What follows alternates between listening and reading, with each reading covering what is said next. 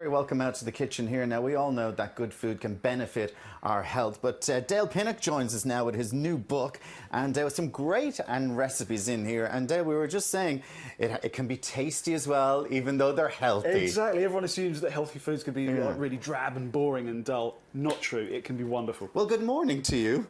And to you, thanks for having me. And that is the thing, and that's what you've put together in this, because like you're sort of saying, you're a nutritionist, you have worked in kitchens an awful lot over the years, so you just wanted to go, do you know what, we can have lovely meals that really benefit our health. Yeah, absolutely. It's kind of taking all the nutritional science. I mean, we're hearing amazing things day in, day out, all these new discoveries in terms of nutrition, but actually applying it to the culinary arts, actually applying it to what you can have for breakfast, lunch, dinner. Now, you started this, and especially down this road, because of, you were telling me, I don't know if you want to say it on air, because of really bad acne. This is true, and your skin is glowing this morning, so if we can get your skin, we want to know why, like, so you'd really bad acne and you went into the food. So what foods then were helping you to get really good skin? Right, well, we've got a little selection of fantastic skin foods here. Okay, well, let's start then. We'll go through some of the foods that are here. So literally for the skin you're suggesting that we do sweet potatoes, red peppers, and pumpkin seeds. So what is in this combination that's really good for your skin? So with the sweet potatoes, the compound that gives it the really lovely vivid orange colour, something called beta-carotene, that's a fat-soluble antioxidant. It's a type of antioxidant that will actually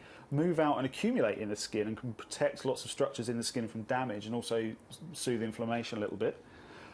Peppers, rich in something called flavonoids, and they can actually help to strengthen the bonds between skin cells, make the skin a little bit more sort of smooth and resilient. So basically, if you're putting meat or something in the oven, just chop up a few peppers, throw it in on top of it.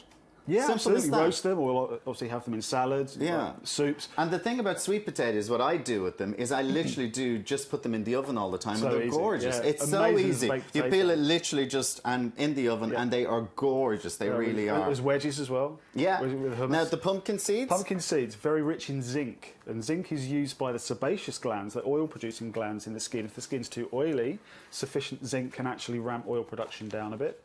And conversely, if the skin's very dry, it will upregulate it a bit. Now, if you're suffering from any joints or bone issues, we probably do know that oily fish is good for you. Definitely top of the tree. But pineapple, I would never have thought. Right, it contains an enzyme called bromelain.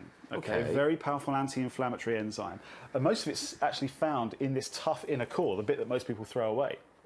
And that can actually interrupt part of the so don't throw this bit away. Eat this bit. Eat that bit as well.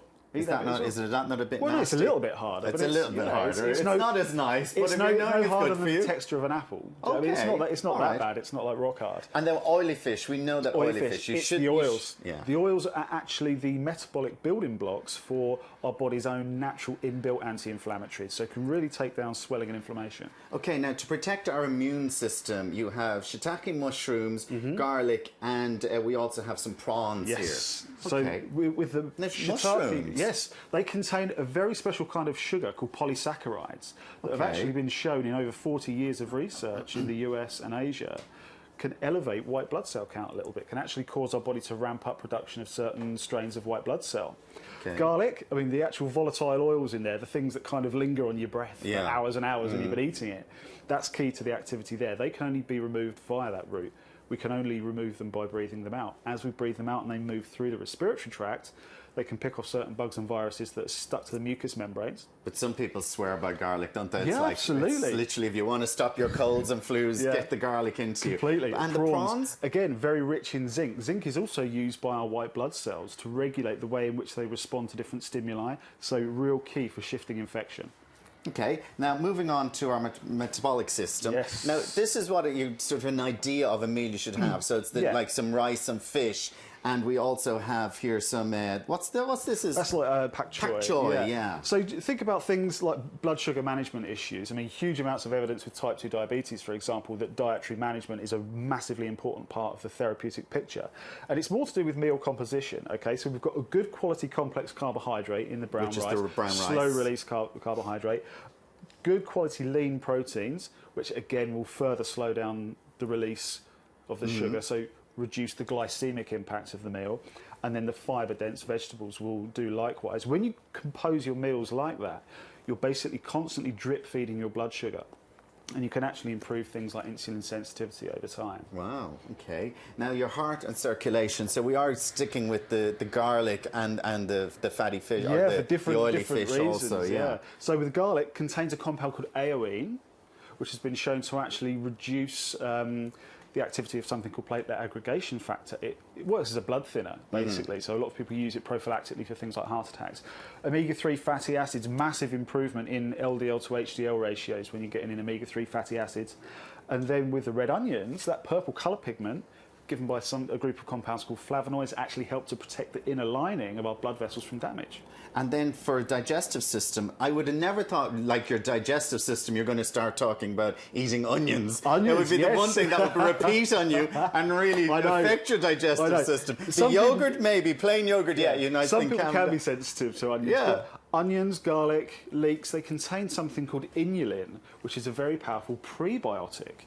And a prebiotic basically feeds the good bacteria in the gut, encourages them to reproduce and replicate, and strengthens the bacterial colony. And obviously you've got things like a live yogurt as well that will actually get that good bacteria in there. So if you're working with probiotics and prebiotics, you can have a huge impact on digestive health. And then mental health, we've heard of broccoli and of course oily fish then once again. So oily fish has a trend throughout this. A bit of a recurrent thing. Yeah. Are you a fan of oily fish? No, what gave it away? Yeah, I am, because the thing is, the omega-3 fatty acids, so much research has linked it to benefits for so many different body systems: cardiovascular health, mental and emotional health, behaviour, depression, all sorts of different things. So it's very, very far-reaching. Now, why is this that you didn't have a pot, but there was research saying that celebrity chefs like yourself now, your book, literally the recipes in the books, literally are helping the obesity problem in the UK. Some of them can actually be a little worse than a lot of the ready meals. Yeah.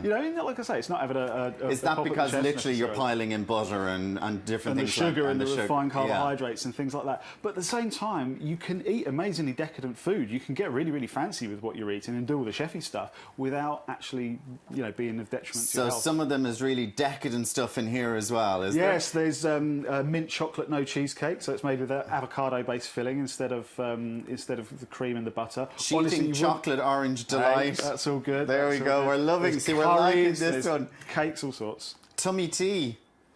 The simple tea taste. Very good. Okay. The medicinal chef. Dale, thank you very much. Hey, it's a pleasure. Basically, thanks for having me. It is a thing where you can have really good and easy recipes that can help you and you be healthy. So, and we have to say, don't forget to check out, thank you to Super Quinn for supplying the food today. And Super Quinn have a fish and wine sale, which is currently running in across all their stores for the bank holiday weekend, with selected wines available at half the price and up to 33% off their fish. So you've no excuse for not going out and buying it in, and then buying the book. Where's the book available in all good shops? Everywhere. Okay, have you got a website? Yes, just my name. It's just dalepinnock.com. dalepinnock.com, as simple as that. Thank you very much. Thanks for having me.